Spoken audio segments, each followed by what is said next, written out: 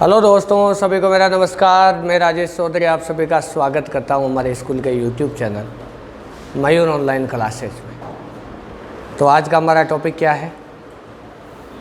अरे क्या है टॉपिक आज का? हमने वर्ण विक्षेपण पढ़ लिया, लेंस पढ़ लिया। आज हम पढ़ेंगे सूक्ष्मदर्शी प्रकाशिक यंत्र। टॉपिक का नाम क्या है? प्रकाशिक यंत्र। प्रकाशिक यंत्र। क्या नाम है टॉपिक का? प्रकाशिक यंत्र में हमारी आंख भी आती है भाई। कौन आती है? हमारी आंख। ऑप्टिकल इंस्ट्रूमेंट कहते हैं इसको। और जैसे आंख है ना हमारी, वो भी एक प्रकार का क्या है? प्रकाशिक यंत्र। क्या है? प्रकाशिक यंत्र। लेकिन आंख वाला टॉपिक हमारे सिलेबस से हटा दिया गया है। तो इसलिए क्या है, केवल प्रकाशिक यंत्र में, हालांकि ये दो प्रकार के होते हैं, एक तो प्राकृतिक होते हैं, कृत्रिम होते हैं। अब कृत्रिम प्रकाशिक यंत्र में आती है एक तो सूक्ष्मदर्शी और एक आती है दूरदर्शी। सूक्ष्मदर्शी और दूरदर्शी, ये दो टॉपिक आते हैं ना। तो इन दोनों को पढ़ेंगे। दो ही टॉपिक इसके और दो ही टॉपिक इसके, मतलब 4 टॉपिक है जी। इस चैप्टर के लास्ट टॉपिक है। उसके बाद एक ही छोटा सा टॉपिक बचेगा, प्रकाशिक तंतु। क्या बचेगा? प्रकाशिक तंतु बचेगा। तो देखो इसके अंदर क्या हो जाएगा।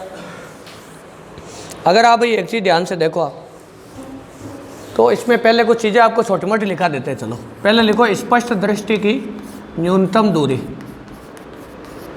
स्पष्ट दृष्टि की न्यूनतम दूरी। स्पष्ट दृष्टि की न्यूनतम दूरी कोष्ठक में लिखो डी। इसकी डेफिनेशन लिखो, परिभाषा। इसकी परिभाषा लिखो,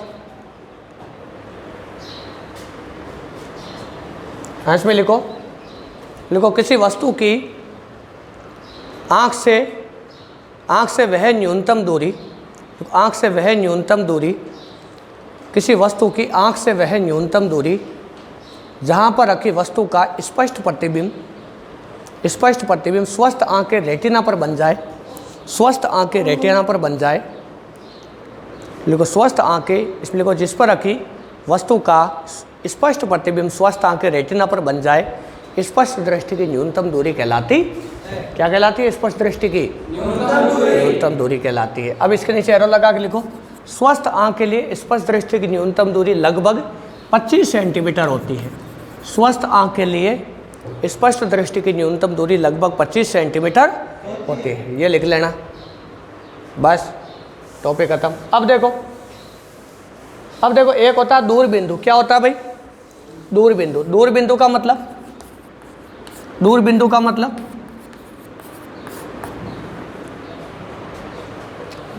क्या मतलब हुआ? एक तो स्पष्ट दृष्टि की न्यूनतम दूरी होती है, एक स्पष्ट दृष्टि की अधिकतम दूरी होती है, जिसको दूर बिंदु भी कह सकते। उसको निकट बिंदु कहते हैं। क्या कहते हैं? निकट बिंदु। जो अभी जो हमने लिखा उसको क्या कहते हैं वास्तव में? निकट बिंदु। इसको दूर बिंदु कहते हैं। स्पष्ट दृष्टि की अधिकतम दूरी ये क्या होती है? कि आँख से वह अधिकतम दूरी, या चाहो तो इसकी डेफिनेशन लिख लो, या फिर इसको, या अगर आप याद रख सकते हो तो यानी इस चीज़ को याद रख लेना।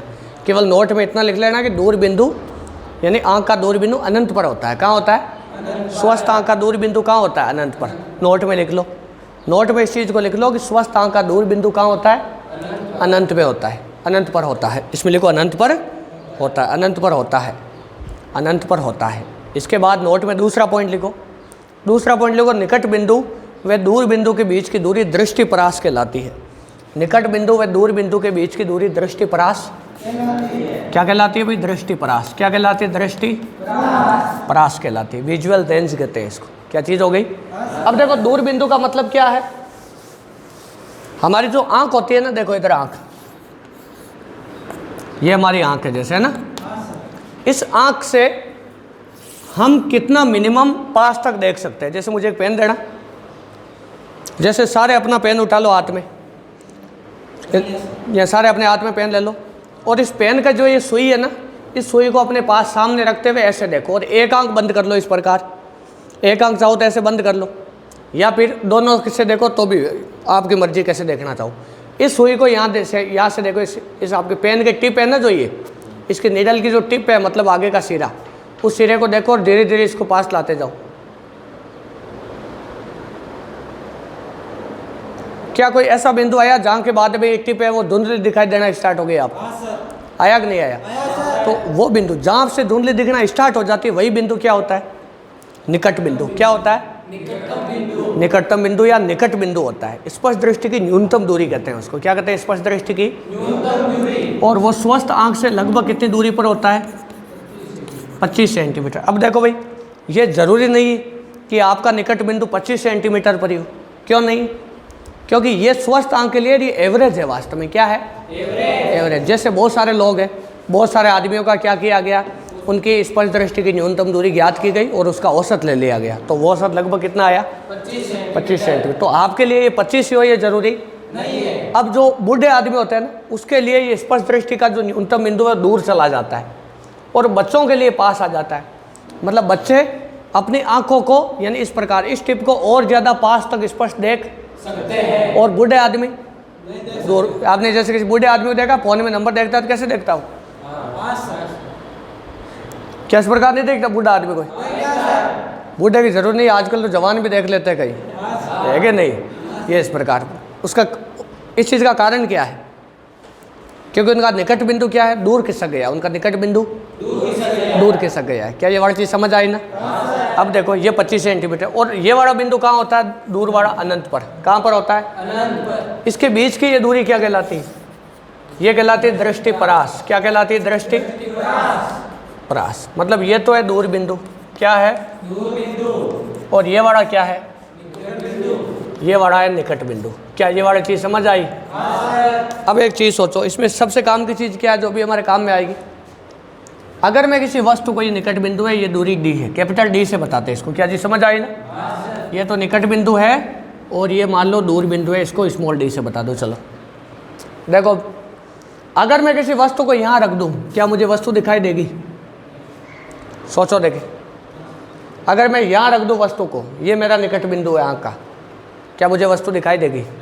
नहीं दिखाई देगी। मुझे वस्तु दिखाई या साफ दिखाई नहीं देगी, या साफ दिखाई नहीं देगी। जब साफ दिखाई नहीं देगी तो हम कहेंगे मुझे दिखाई नहीं देगी। अगर मैं यहाँ वस्तु को रख दूँ तो मुझे दिखाई नहीं देगी। केवल वस्तु तभी दिखाई देगी जब वस्तु निकट बिंदु और दूर बिंदु के बीच में कहीं भी हो। यहीं केवल मैं वस्तु को देख पाऊंगा, बाकी जगह वस्तु को देख नहीं पाऊंगा। क्या ये वाली चीज़ समझ आई ना? अरे आई कि नहीं आई? अब देखो, इसके बाद में आगे आ जाओ। अब एक होती है नेत्र की समंजन क्षमता। क्या होती है? नेत्र की समंजन क्षमता। अब ये समंजन क्षमता क्या होती है भाई? ये चीज़ बताओ। हालांकि ये आपको लिखना नहीं है, थोड़ा सा मैं आपको समझा देता हूँ। आँख का जो लेंस होता है ना, वो उत्तल लेंस होता है। कौन सा लेंस होता है? उत्तल लेंस। उत्तल लेंस। कौन सा लेंस होता है? उत्तल लेंस। ये मांस का बना होता है। किसका बना होता है? मांस का बना होता है। सफ़ेद मांस का बना होता है। पारदर्शी होता है। कैसा होता है? पारदर्शी। और ये सिलेरी मांसपेशियों द्वारा अपने स्थान पर व्यवस्थित रहता है। सिलेरी मांसपेशी ऐसी मांसपेशी होती है जो सिकुड़ और फैल सकती, जो सिकुड़ भी सकती है और फैल सकती। तो जब ये सिकुड़ेगी ना तो लेंस मोटा हो जाएगा। कैसा हो जाएगा? मोटा। और जब वो इस प्रकार फैलेगी तो लेंस पतला हो जाएगा। कैसा हो जाएगा? पतला। और लेंस की फोकस दूरी क्या हो जाएगी? चेंज। लेंस की फोकस दूरी क्या हो जाएगी? अब मैथ वालों को तो पता नहीं, लेकिन बायोलॉजी वालों ने पढ़ा होगा कि इस प्रकार जो ये मानव नेत्र होता है ना, इस मानव नेत्र में यहाँ एक पर्दा लगा होता है, एक पर्दा होता है जिसको हम कहते हैं दृष्टिपटल। क्या कहते हैं? या उसको कहते हैं हम रेटिना। क्या कहते हैं? रेटिना। इसकी खास बात क्या होती है? जितने भी नेत्र से प्रतिबिंब बनते हैं ना, वो सारे रेटिना पर ही बनते हैं। कहाँ बनते हैं? रेटिना पर ही बनते हैं। मतलब और कहीं प्रतिबिंब अगर बन गया, यहाँ बन गया, यहाँ बन गया, तो हमें वस्तु दिखाई नहीं देगी। केवल कहाँ प्रतिबिंब बनेगा तभी दिखाई देगी? रेटिना पर। मतलब प्रतिबिंब सदैव, चाहे कोई भी वस्तु को देखो आप, प्रतिबिंब सदैव कहाँ बनेगा? रेटिना पर। रेटिना पर। कहाँ बनेगा? रेटिना पर। तो क्या फिक्स है? वी। देखो, जहाँ प्रतिबिंब बनता है ना, वो दूरी वी ली जाती है। मतलब प्रतिबिंब सदैव यहाँ बनेगा कि नहीं बनेगा? यहाँ बनेगा कि नहीं बनेगा? अब मान लो वस्तु यहाँ रखी है ऐसे, तो ये दूरी कितनी हुई? यू। कितनी हुई? यू। क्या यू का मान भी फिक्स होता है? वस्तु को एक बार रख दिया तो देखो, देखे 1/v माइनस 1/u बराबर 1/f। अगर v का मान कांस्टेंट है तो u का मान अलग अलग होने के लिए, मतलब हमें हर प्रकार की वस्तु साफ दिखाई देती है ना? क्या हर प्रकार की वस्तु साफ दिखाई देती है ना? मतलब u का मान अलग अलग हो सकता है कि नहीं हो सकता है? एक ही स्थिति के लिए तो u का मान फिक्स होगा, लेकिन अलग अलग वस्तुओं को हम देखते हैं। जैसे मैं इस टेबल को देख रहा हूँ, फिर मैं उस कमरे को देखूँ, उसके बाद में और किसी दूर स्थित वस्तु को देखूँ, तो किसका मान चेंज हो रहा है? u का। तो u का मान चेंज होने के लिए f का मान चेंज होना पड़ेगा कि नहीं पड़ेगा? क्योंकि अगर ये भी कांस्टेंट हो गया तब तो u का मान भी, ये तो पहले से कांस्टेंट है, ये भी कांस्टेंट हो गया तो u का मान क्या हो जाएगा? कांस्टेंट। तो हम एक ही जगह रखी वस्तु को देख पाएंगे, सभी वस्तुओं को देख नहीं, लेकिन हम तो सभी वस्तुओं को देख पाते, मतलब इसमें कुछ चेंज हो रहा है, कोई चीज़ बदल रही है। तो हमेशा क्या होता है, लेंस की फोकस दूरी क्या होती है? कांस्टेंट। क्या होती है? तो v का अलग अलग मान प्राप्त होता है u के अलग अलग मानों के संगत। क्या चीज़ समझ आई ना? लेकिन यहाँ क्या हो रहा है, यहाँ v कांस्टेंट है, क्योंकि देखो प्रतिबिंब हमेशा ही रेटिना पर बनेगा। कहाँ बनेगा? हमेशा ही रेटिना पर। मतलब किसका मान चेंज होगा? f का। किसका होगा? मतलब मानव नेत्र की, यानी मानव नेत्र की खास बात क्या होती है? मानव नेत्र की खास बात क्या होती है कि वह अपनी फोकस दूरी को बदल सकता है। मानव नेत्र अपनी, यानी मानव नेत्र में जो लेंस लगा होता है वो अपनी फोकस दूरी को बदल सकता है, और फोकस दूरी को बदलने की इसी क्षमता को समंजन क्षमता कहते हैं। क्या कहते हैं? बताओ चीज़ समझ में आएगी नहीं? क्या गजब तरीके से आई ना? कोई समस्या नहीं है? चलो आगे चलते। अब देखो भाई, एक चीज़ और है इसके अंदर। जैसे ये होगी एक, तो एक होता है दर्शन कोण। क्या होता है? दर्शन कोण। तो एक लिखो दर्शन कोण। ये कोई दर्शन करने वाला वो कोण नहीं है कि किसी चीज़ के दर्शन हो गए हे महाराज, है कि नहीं? वो बड़ा मामला नहीं है। दर्शन कोण या दृष्टिकोण भी कहते हैं इसको, या क्या कहते हैं? दृष्टिकोण, या दृष्टिकोण भी कहते हैं भैया। तो दृष्टिकोण या दर्शन कोण, इसको विजुअल एंगल कहते हैं। क्या कहते हैं? विजुअल एंगल कहते हैं। तो इसमें लिखो, इसकी परिभाषा में लिखो, किसी वस्तु द्वारा आंख पर बना कोण ही दर्शन कोण कहलाता है। देखो, किसी वस्तु द्वारा आंख पर बना कोण ही दर्शन कोण कहलाता है। देखो, किसी वस्तु द्वारा आंख पर बना कोण ही दर्शन कोण कहलाता है। इसके नीचे एरो लगा के लिखो, एरो लगा के लिखो, दर्शन कोण का मान जितना अधिक होता है वस्तु उतनी ही बड़ी दिखाई देती है। लिखो कि इसमें लिखो, दर्शन कोण का मान जितना अधिक होता है वस्तु उतनी ही बड़ी दिखाई देती है, उतनी ही बड़ी दिखाई देती है, उतनी ही बड़ी दिखाई देती है। अब आ जाओ इधर। मान लो मेरे पास कोई वस्तु है, देखो ये, या वस्तु को इस तरफ रख दो ऐसे, वस्तु यहाँ रखी है एक तो, और ये मेरी आंख है, जैसे मान लो ये आपकी आंख है। भैंस की आंख तो नहीं है ना? किसकी आंख है? ये हमारी आंख है, मनुष्य की। किसकी है? मनुष्य की। देखो भैया ने क्या शब्द ढूंढ के लाया है। तो देखो यहाँ पर मान लो आपकी आंख रखी है ऐसे, तो देखो यहाँ से बनने वाला ये कोण क्या होगा? बताओ। दर्शन कोण। क्या होगा? मतलब ये दर्शन कोण किसके बीच में बनता है? वस्तु के ऊपरी सिरे से हमारी आंख और क्षैतिज के साथ। क्या चीज़ समझ आई ना? और ये कोण जितना ज़्यादा होता है उतना ही हमें वस्तु स्पष्ट दिखाई। अब मैं इसी वस्तु को यहाँ ले जाऊँ तो क्या होगा? देखो देखो, थोड़ा चित्र को नीचे बना लेना है, दूसरा बना देते हैं। देखो यहाँ बना लेना है ऐसे, ये आपकी वस्तु कॉपी बनाओ तो ऐसे बना लेना है इसको, इस प्रकार। सेम ऊंचाई की वस्तु है, मतलब इसी वस्तु को आगे सरका दो, यहाँ सरका दो इसी वस्तु को। देखो देखिए, वो की वही वस्तु है क्या? क्या सेम ऊंचाई की? देखो देखो। अब बनाओ कोण, कौन सा कोण ज़्यादा है? इस कोण को तो अल्फा कह दो और इस कोण को बीटा कह दो। कौन सा ज़्यादा है? अल्फा ज़्यादा है ना? अल्फा ज़्यादा है तो बड़ी कौन सी वस्तु दिखाई दे रही? कौन सी दिखाई दे रही वस्तु? ये बड़ी दिखाई दे रही कि ये वाली? ये वाली बड़ी दिखाई देगी कि ये वाली? ये वाली दिखाई देगी, अल्फा वाली दिखाई देगी रे। बीटा तो छोटा है ना, देखो ये वस्तु दिखाई देगी ना बड़ी। कैसे दिखाई देगी? जबकि वास्तव में दोनों वस्तुएं क्या है? सेम ऊंचाई की है। ऐसा कहाँ होता है? जैसे मान लो आप यहाँ से कोई बहुत दूर स्थित पेड़ को देखो, वो पेड़ आपको छोटा दिखाई देगा, जबकि वास्तव में उसकी ऊंचाई कितनी ज़्यादा है। देखो कारण क्या? दर्शन कोण कम हो गया है। क्या कारण है? दर्शन कोण कम हो गया है। क्या चीज़ समझ आई ना? अब देखो ये वाले यहीं से हमें यानी कई चीज़ें यानी कहने मतलब सीखने को मिलेगी। क्या चीज़ समझ आई ना? अब देखो, क्या इसको साफ कर दूँ मैं? इसको चित्र बना लेना, ये वाला चित्र। अब हमें प्रकाशिक यंत्र पढ़ने हैं। अब ये कुछ बेसिक चीज़ें थी जिनको पढ़े बिना प्रकाशिक यंत्रों को समझा, तो प्रकाशिक यंत्र पढ़ने। अब प्रकाशिक यंत्र बनाने की हमें आवश्यकता क्यों पड़ी, ये बताओ पहले तो। क्यों पड़ी आवश्यकता? मान लो मैं किसी वस्तु को देख रहा हूँ जो बहुत छोटी वस्तु है, बहुत ही ज़्यादा छोटी वस्तु है। ये मेरी आँख है, मान लो यहाँ से ऐसे, मैं वस्तु को, या मान लो वस्तु है, ये वस्तु देखने में आपको बड़ी लग रही है लेकिन है बहुत ही छोटी, और इसे बनने वाला आँख पर दर्शन कोण 0 डिग्री, यानी कहना मतलब 1 डिग्री से भी बहुत कम है। आर्क मिनट, आर्क सेकंड में, आर्क सेकंड में किसमें है? आर्क सेकंड में कोण है, किसमें है ये कोण? आर्क सेकंड वगैरह जानते हो ना, क्या होता है आर्क सेकंड? आर्क सेकंड क्या होता है वास्तव में? कोण के मात्रक होते हैं ये गधों, किसके मात्रक है? कोण के। 1 डिग्री में होते हैं 60 आर्क मिनट, और एक आर्क मिनट में होते हैं 60 आर्क सेकंड, मतलब 1 डिग्री में हुआ 3600 आर्क सेकंड। क्या हुआ? 3600 आर्क सेकंड। कोण के मात्रक है ये, किसके मात्रक है? कोण के मात्रक, किसके मात्रक है? कोण के मात्रक है। अब देखो ये बिल्कुल बेसिक चीज़ है, तो मुझे बनाओ कोण का सबसे छोटा मात्रक क्या हो सकता है हमारे अनुसार, हमने जितना पढ़ा है ना उसके अनुसार कोण का सबसे छोटा मान, सबसे छोटा मान कि उससे छोटा हो ही नहीं सकता। 1 आर्क सेकंड। कितना हो सकता है? 1 आर्क सेकंड हो सकता है। कितना हो सकता है? 1 आर्क सेकंड हो सकता है। क्या ये वाली चीज़ समझ आई? अब देखो मान लो ये कोण 1 आर्क सेकंड है, 1 आर्क सेकंड है, ये इतना है, तो मुझे ये वस्तु दिखाई देगी कि नहीं दिखाई देगी बताओ? क्योंकि दर्शन कोण बहुत ही ज़्यादा छोटा है ना। अगर दर्शन कोण बहुत ज़्यादा छोटा है तो वस्तु मुझे बहुत ही ज़्यादा छोटी दिखाई, मतलब, और अगर कोण बहुत ज़्यादा कम हो गया तो मुझे वस्तु दिखाई। तो मुझे इसको देखने के लिए क्या करना चाहिए? क्या करना चाहिए सोचो ना। अभी सूक्ष्मदर्शी नहीं लगानी है, कभी कहाँ लगा रहे हो, सीधा सूक्ष्मदर्शी लगा दो। पहले लक्षण तो पूरे तो चेक कर लो, सीधा दवाई थोड़ी दोगे कि सर दर्द करा दवाई दे दो या ऑपरेशन कर दो।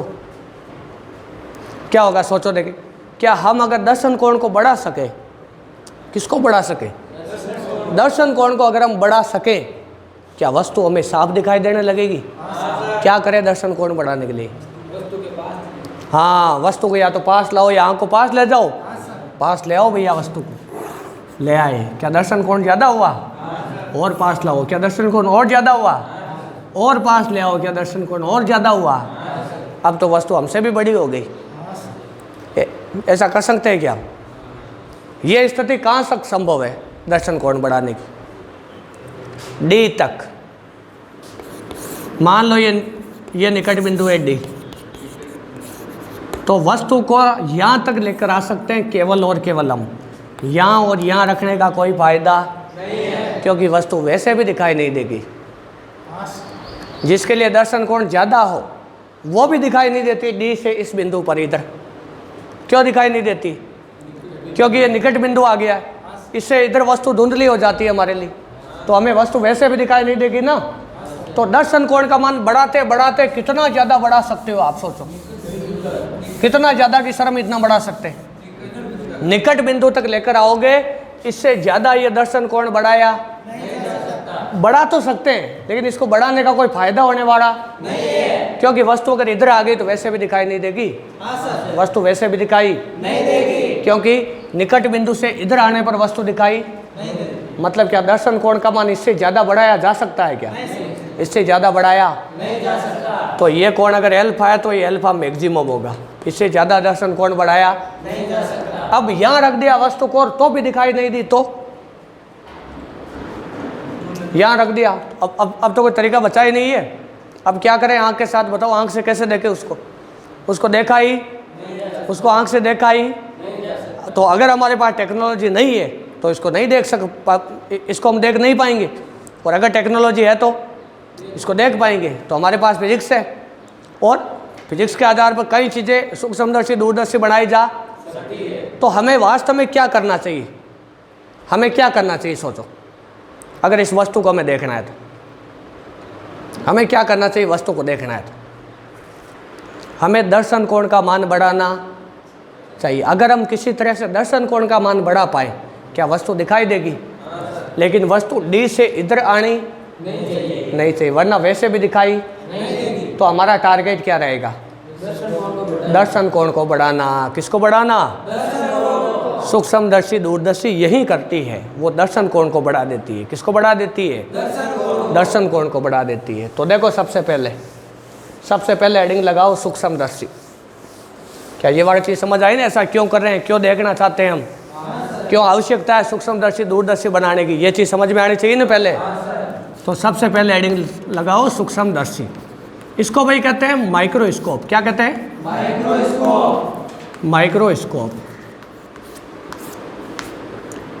इसकी परिभाषा में लिखो, इसमें लिखो सूक्ष्मदर्शी एक ऐसा प्रकाशिक यंत्र है जिसका उपयोग, सूक्ष्मदर्शी एक ऐसा प्रकाशिक यंत्र है जिसका उपयोग, लिखो सूक्ष्मदर्शी एक ऐसा प्रकाशिक यंत्र है जिसका उपयोग, सूक्ष्मदर्शी एक ऐसा प्रकाशिक यंत्र है जिसका उपयोग नज़दीक स्थित सूक्ष्म वस्तुओं को देखने में किया जाता है, जिसका उपयोग नज़दीक स्थित सूक्ष्म वस्तुओं को देखने में किया जाता है। दूर स्थित सूक्ष्म वस्तुओं को या फिर नज़दीक स्थित सूक्ष्म वस्तुओं को। सूक्ष्मदर्शी का उपयोग क्या है? पास में स्थित वस्तुओं को देखने में किया जाता है या सूक्ष्मदर्शी लगा के मंगल ग्रह को देख लो? अरे ऐसा थोड़ी कह सकते हैं। मतलब पास स्थित या नज़दीक स्थित सूक्ष्म वस्तुओं को देखने में किया सूक्ष्मदर्शी एक ऐसा प्रकाशिक यंत्र है जिसका उपयोग पास स्थित सूक्ष्म वस्तुओं को देखने में किया जाता है। बस देखो इसके बाद में क्या, सूक्ष्मदर्शी दो प्रकार की होती है भाई। कितने प्रकार की होती है?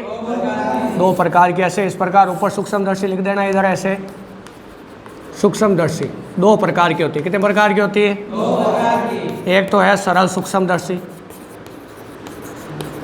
और एक कौन सी है? एक है संयुक्त सूक्ष्मदर्शी। संयुक्त सूक्ष्मदर्शी, संयुक्त सूक्ष्मदर्शी। क्या चीज़ समझ आई ना? इसको तो कहते हैं सिंपल माइक्रोस्कोप, सिंपल माइक्रोस्कोप। और इसको कहते हैं कंपाउंड माइक्रोस्कोप। क्या कहते हैं? Compound microscope. ये इंग्लिश के शब्द मेन चीज़ों के याद रखने हैं आपको, क्योंकि एक बार ऑप्टिक्स में से सवाल आया था एक 10th क्लास में, 10th क्लास के बोर्ड के पेपर में सवाल आया था, मायोपिया दोष किसे कहते हैं? क्या आया था? मायोपिया दोष किसे कहते हैं? मायोपिया दोष का एक सवाल आ गया 10th में विज्ञान के पेपर में। विद्यार्थी कंफ्यूज हो गए, क्या करें भैया, ये क्या चीज़ है? निकट दृष्टि दोष को क्या कहते हैं? मायोपिया दोष। अब की बारी आपके सिलेबस से हटा दिया गया है। ज़्यादातर विद्यार्थियों को आ रहा था ये निकट दृष्टि, ये वास्तव में निकट दृष्टि दोष है, लेकिन मायोपिया शब्द जो है वो किसका है? इंग्लिश का। निकट दृष्टि दोष को इंग्लिश में क्या कहते हैं? मायोपिया। दूरदृष्टि को कहते हैं हाइपरमेट्रोपिया। क्या चीज़ समझ आई ना? आई कि नहीं आई? तो इंग्लिश के सब थोड़े बहुत काम के हो सकते हैं क्या? बिल्कुल हो सकते हैं। वो कह देगा कंपाउंड माइक्रोस्कोप का आप अभी किरण चित्र बनाओ, फिर वो कह देगा कंपाउंड माइक्रोस्कोप का किरण चित्र बनाओ, तो आप कंफ्यूज हो जाओगे ना। तो इस प्रकार का आपको कंफ्यूजन होना नहीं चाहिए, इसलिए इंग्लिश के शब्द। पहले हेडिंग लगा लो दोबारा, सरल सूक्ष्मदर्शी। सरल सूक्ष्मदर्शी देखो भैया, सरल सूक्ष्मदर्शी हेडिंग लगा लो, सरल सूक्ष्मदर्शी। इसमें लिखो सरल सूक्ष्मदर्शी, इसके अंदर लिखो सरल सूक्ष्मदर्शी कम फोकस दूरी व कम द्वारक का एक उत्तल लेंस होता है। देखो सरल सूक्ष्मदर्शी कम फोकस दूरी व कम द्वारक का एक उत्तल लेंस होता है। कम फोकस दूरी व कम द्वारक का एक उत्तल लेंस होता है, उत्तल लेंस होता है। बस इतना ही लिखना है।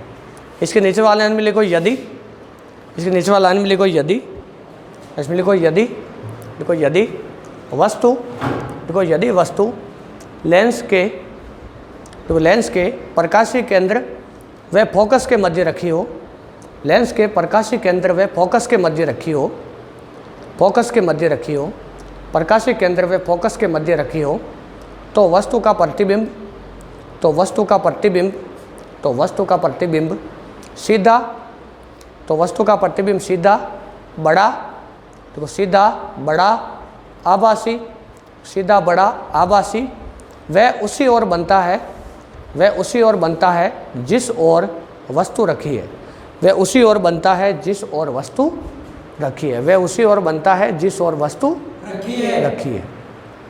मतलब क्या? सरल सूक्ष्मदर्शी से क्या समझे आप? उत्तल लेंस होता है ना, उसी को क्या कहते हैं? सरल सूक्ष्मदर्शी। इनमें से ये कौन सा केस है जो भी मैंने लिखा है? एक बात देखो, देखिए ये अभी जो मैंने लिखा है कौन सा केस है? ये छठा केस है ना? कौन सा है ये वो छठा केस है। मतलब वही है, सेम है चीज़ें। अब एक चीज़ सोचो, एक इसमें अलग से चित्र बनाना होता है पहले। तो पहले तो देखो, देखिए मान लो वस्तु ये है और वस्तु की ऊंचाई h है। कितनी है? h है। और ये दूरी डी है। कितनी दूरी है? और वस्तु को यहाँ रख दिया मैंने। ये चित्र मैंने क्यों बनाया? क्योंकि अभी जब हम आवर्धन ज्ञात करेंगे ना, तो आवर्धन में लेंगे कि अंतिम प्रतिबिंब द्वारा वस्तु पर बना कोण और बटा यानी हमारे अंतिम प्रतिबिंब द्वारा यानी आँख पर बना दर्शन कोण और बटा वस्तु द्वारा आँख पर बना अधिकतम दर्शन कोण। तो वस्तु द्वारा आँख पर बना अधिकतम दर्शन कोण क्या होता है? जब वस्तु कितनी दूरी पर रखी हो? डी दूरी पर। क्या दर्शन कोण का मान इससे ज़्यादा बढ़ाया जा सकता है क्या? तो ये चित्र क्यों बनाया, समझ आया? तो ये वाला चित्र बना लेना एच डी, और ये इस प्रकार चित्र बना लेना। ये पहले इसको नाम दे देना कुछ ABO नाम दे देना, जैसे ABO। क्या हो गया? अब देखो, अब ये चित्र बनाना है। ये कोई लेंस है, मान लो इस प्रकार का है ना, ये कोई लेंस है और ये इसकी मुख्य अक्ष है। वस्तु को कहाँ रखना है, इसका फोकस क्या हो सकता है? देखो यहाँ से लेकर यहाँ कुछ ऐसा हो सकता है क्या? तो वस्तु को यहाँ रख दो। क्या चीज़ समझ आई? एक प्रकाश की किरण तो कहाँ से गुजार दो? मुख्य अक्ष के समांतर। तो कहाँ से गुजरेगा? ये फोकस बिंदु से गुजरेगा नेप से। दूसरी कहाँ से गुजार दो? प्रकाशीय केंद्र से। तो देखो प्रकाशीय केंद्र से इस प्रकार चली जाएगी। देखो देखिए एक दूसरे से दूर हट रही है क्या लगातार? तो इनको पीछे की तरफ बढ़ाओ ऐसे। क्या चीज़ समझ आई ना? ये आप स्केल की सहायता से सीधे बना लेना इसको, समझ गए ना? और देखो देखे क्या प्रतिबिंब यहाँ बन गया? क्या प्रतिबिंब बहुत बड़ा बना? इसको तो नाम दे दो AB। क्या नाम दे दो? इसको नाम दे दो A डैश B डैश। क्या चीज़ समझ आई? B dash. ये दूरी हो गई V और ये दूरी हो गई U। क्या हो गई? U। और ये दूरी हो गई F। कितनी हो गई? F हो गई। प्रकाश की किरणों की दिशा बताना जरूरी है, कंपलसरी है, ध्यान रखना इस चीज़ का। क्या समझ गए ना? ये इस प्रकार। अब ये एंगल कितना होगा सोचो देखिए। आँख को हम यहाँ रखते हैं हमेशा। आँख को कहाँ रखते हैं? यहाँ पे रखते हैं ऐसे। तो मतलब क्षैतिज दिशा ये है ना, और प्रकाश किरणें ये आ रही। तो सोचो दर्शन कोण यही तो बनेगा बीटा। अरे बनेगा कि नहीं बनेगा? है कि नहीं? तो ये बीटा दर्शन कोण है। यहाँ बीटा से बताया क्योंकि अल्फा से पिछले वाले चित्र में बता चुके हैं ना। तो एक अभी जो छोटा चित्र बनाया था ना, वो कॉपी बनाना इससे पहले, इसके बाद ये बनाना है। अब सोचो ये चीज़ आ गई। अब हमें निकालना है आवर्धन समता। क्या निकालनी? आवर्धन समता। तो देखो आवर्धन समता, इसके नीचे लिख लेना एरो लगा के, आवर्धन समता या कोणीय आवर्धन या कोणीय आवर्धन। इसको M से बताते हैं भाई। किससे बताते हैं? M से बताते हैं। आवर्धन समता या कोणीय आवर्धन। आवर्धन समता या कोणीय आवर्धन, इसको किससे बताते हैं? कैपिटल M से। कैपिटल M बराबर क्या होता है? प्रतिबिंब, अंतिम प्रतिबिंब द्वारा, अंतिम प्रतिबिंब द्वारा, अंतिम प्रतिबिंब द्वारा, अंतिम प्रतिबिंब द्वारा आँख पर बना दर्शन कोण। आँख पर बना दर्शन कोण, आँख पर बना दर्शन कोण। एक लाइन में लिख देना इसको। आँख पर बना दर्शन कोण बटा, फिर बटा क्या? वस्तु द्वारा आँख पर बना, वस्तु द्वारा आँख पर बना अधिकतम दर्शन कोण। आँख पर बना अधिकतम दर्शन कोण। क्या ये वाली चीज़ समझ आई? अधिकतम दर्शन कोण। ये फॉर्मूला लिख देना नीचे इसके, अधिकतम दर्शन कोण। चित्र के नीचे ये फॉर्मूला लिख देना। पहले चित्र कंप्लीट कर लो, फिर ये फॉर्मूला लिख देना। इसके बाद देखो, अब देखो ये चित्र भी काम में आएगा, चित्र मिटाएंगे नहीं। अब फॉर्मूला लिख लिया ना। अब देखो वीडियो को पॉज करके लिख लेना या रिवर्स कर लेना। देखो इधर अब इसका हमें फॉर्मूला लिखना है भाई। क्या करना है? इसका फॉर्मूला लिखना है। मतलब M बराबर था बीटा अपॉन एल्फा। क्या था? M बराबर बीटा अपॉन एल्फा। M बराबर था बीटा अपॉन एल्फा। अब सोचो बीटा कैसे निकालें? बीटा कैसे निकालें? सोचो देखिए बीटा कैसे निकाल सकते हैं? सोचो, दिमाग लगाओ। ये देखो बीटा है ना, तो इस वाले को नाम दे दो आप चाहो तो O डैश। क्या नाम दे दो? O dash. तो कौन सा त्रिभुज ले? त्रिभुज AB O डैश में, AB O डैश में। इसमें क्या आएगा? टेन थीटा ले लो। क्या ले लो? तो टेन बीटा क्या आएगा इसमें? लंब बटा आधार। ये लंब बटा आधार। तो थीटा के सामने वाला लंब मतलब AB मतलब वस्तु की ऊंचाई कितनी होती है? H होती है ना। तो कितना होगा? H बटा U। कितना होगा? H बटा U। H बटा कितना होगा? U। क्या ये वाली चीज़ समझ आई? अगर बीटा अल्प हो या ऐसा कहते थीटा अल्प हो, क्या हो? थीटा अल्प हो। तो टेन थीटा लगभग किसके बराबर होता है? टेन थीटा लगभग किसके बराबर होता है? थीटा के। तो बीटा बराबर क्या आ जाएगा? H बटा U। क्या आ जाएगा? H बटा क्या टेन बीटा बराबर ये भी लिखा जा सकता है एच डैश बटा वी? देखो देख बराबर और क्या लिखा जा सकता है एच डैश बटा क्या लिखा जा सकता है एच डैश बटा क्या ये भी लिखा जा सकता है? अब देखो बीटा बराबर क्या आया एच बटा यू, क्या आया एच बटा यू। अब एक बार एक वो त्रिभुज और ले लो आप, कौन सा त्रिभुज ए बी ओ में, ए बी ओ में इसके नीचे लिख देना ए बी ओ में क्या होगा बताओ, और ये त्रिभुज ए बी ओ में क्या होगा बताओ? इसमें होगा अगर मैं टेन एल्फा लूँ ना तो वो भी होगा लंब बटा आधार और वो होगा एच बटा डी। अरे भूल गए क्या? अभी चित्र बनाया था, कॉपी में देख लो बनाया होगा, एच बटा डी होगा ना। अगर थीटा अल्फ हो तो एल्फा किसके बराबर हो जाएगा एच बटा एम। निकालना है तो क्या करना चाहिए? एम निकालना है तो क्या करना चाहिए? Beta upon alpha. तो क्या हो जाएगा एच बटा यू इंटू एच बटा डी। एच से एच तो गया तो एम बराबर क्या हुआ डी बटा यू। क्या हुआ डी बटा यू, क्या हुआ डी बटा यू। अब यहाँ चिन्ह रखो, कार्तीय चिन्ह परिपाटी लगाओ। तो कार्तीय चिन्ह परिपाटी लगाएंगे तो क्या होगा सोचो, देखिए इसका मान माइनस में आएगा कि प्लस में? सोचो तो प्रतिबिंब आभासी बनता था ना तो एम का मान पॉजिटिव आता था हमेशा, याद करो छठे केस के लिए इसमें, क्योंकि यू भी नेगेटिव और वी भी नेगेटिव। इससे निकाल के देखो, देखिए डी का चिन्ह क्या होगा, डी का चिन्ह क्या होगा? छोटा वाला त्रिभुज देखो, वो कॉपी में देखो, क्या आंख इधर है, प्रकाश की किरण इधर से ऐसे आ रही है नहीं इस प्रकार, तो आपको इस तरफ जाना है। अगर डी को मापोगे तो किसका लेंगे? माइनस का। और यू भी किसका? तो कार्तीय चिन्ह परिपाटी से, इसके नीचे लिख देना कार्तीय चिन्ह परिपाटी से, मतलब चिन्ह सहित लेना है इसको हमेशा। डी की वैल्यू क्या? Minus D. और यू की वैल्यू क्या? तो एम बराबर क्या आएगा डी बटा यू। माइनस माइनस वापस प्लस हो गया ना, डी बटा यू। ये एम की वैल्यू आई, ब्रैकेट बना देना इस पर। ये आवर्तन आया सरल सूक्ष्मदर्शी के लिए। किसके लिए? सरल सूक्ष्मदर्शी। वीडियो को पॉज करके पूरा उतार लो जैसा मैंने बताया, समझ गए ना? और इसके नीचे लिखो अब केस फर्स्ट। क्या लिखो? केस फर्स्ट लिखो इसके नीचे। देखो केस फर्स्ट भाई, केस फर्स्ट में देखो क्या है, केस फर्स्ट में लिखो, केस फर्स्ट में ऐसे लिखो यदि, केस फर्स्ट में ऐसे लिखो। इसके बाद देखो भाई केस फर्स्ट, तो केस फर्स्ट लगा लो इसके नीचे। केस फर्स्ट में लिखो, केस फर्स्ट में लिखो यदि अंतिम प्रतिबिंब, केस फर्स्ट में लिखो यदि अंतिम प्रतिबिंब स्पर्श दृष्टि की न्यूनतम दूरी पर बने या डी दूरी पर बने, ऐसे सीधा लिख लो। यदि अंतिम प्रतिबिंब डी दूरी पर बने, कितनी दूरी पर बने? कोष्ठक में लिख देना निकट बिंदु पर। कोष्ठक में क्या लिख दोगे? निकट बिंदु पर। तो देखो एम बराबर क्या आया, मतलब डी दूरी पर बने ना अंतिम प्रतिबिंब, तो लेंस सूत्र से क्या होगा? 1/v माइनस 1/u बराबर 1/f। अब देखो v की वैल्यू तो कितनी? Minus D. क्यों लिखा माइनस डी?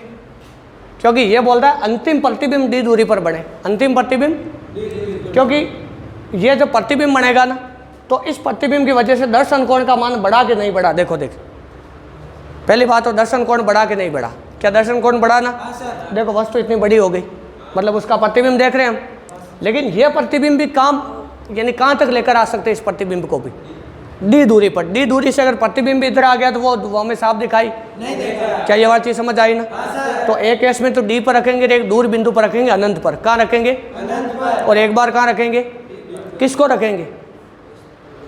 प्रतिबिंब को। किसको? हम अब किसको देख रहे हैं? वस्तु को देख रहे हैं कि प्रतिबिंब को देख रहे हैं? अरे प्रतिबिंब को देख रहे हैं ना। तो प्रतिबिंब को कहाँ रखना है हमें? एक बार तो डी पर रखना है, एक बार अनंत पर रखना है। क्या ये बात चीज समझ आई ना? तो एक बार डी दूरी पर रखो, तो v का मान माइनस डी होगा कि प्लस डी? देखो प्रकाश की किरण इधर जा रही और ये वाली दूरी डी होगी, v बराबर क्या होगा? क्योंकि केस में कहा ना अंतिम प्रतिबिंब डी दूरी पर बढ़े, चीज समझ आई ना? तो v बराबर माइनस डी होगा। क्या होगा? क्योंकि प्रकाश इधर जा रहा है और हम इधर चलेंगे, यहाँ से चलना शुरू करना है इधर, तो विपरीत दिशा में जा रहे हैं माइनस डी।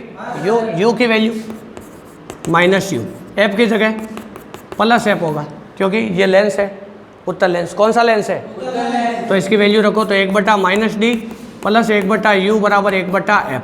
1/u की वैल्यू निकालो, 1/d प्लस 1/f हो जाएगा। तो u की वैल्यू क्या आई? df/d plus f। अरे नहीं समझ आई ये चीज़? अरे सीधी लिख दी कैलकुलेशन कर दो मैंने, समझ गए ना?